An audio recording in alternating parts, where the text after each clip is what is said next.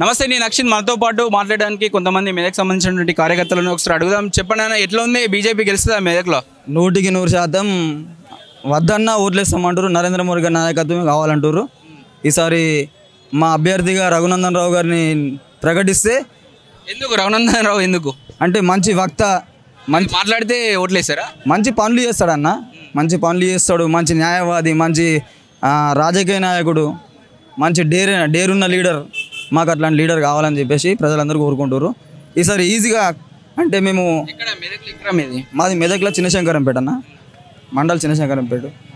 అట్లా ఎప్పుడన్నా వచ్చిండా మరి మీ ఊరికి? వస్తాడు, వస్తూనే ఉంటాడు. ఏమంటారు? మాకు అన్న ఈ పని కావాలంటే చేసి పెడతాడు. అన్న అంటే నేనున్నా అంటే ఎప్పుడు చేస్తాడా? చేస్తాడు. మధ్యలో ఎప్పుడు కలిసినాం? మేము మామూలుగా కలుస్తూనే ఉంటాము. మాకు టైం ఇస్తాడు. కర్తలతోటి కలిసిమెలిసి ఉంటాడు. ఇంకొకరు రంజిత్ రెడ్డి అని కూడా వస్తున్నట్టుంది. ఎవరు వచ్చినా కానీ ప్రజలైతే బీజేపీ వైపే మొగ్గు చూపిస్తారు. కానీ క్యాండిడేట్ ఎవరు? మాకు రగన్న అయితేనే అంటే లోకల్ క్యాండిడేట్ కాబట్టి ఈజీగా ఉంటుంది, ఈజీగా గెలుస్తాం. అందుబాటులో ఉండే వ్యక్తి.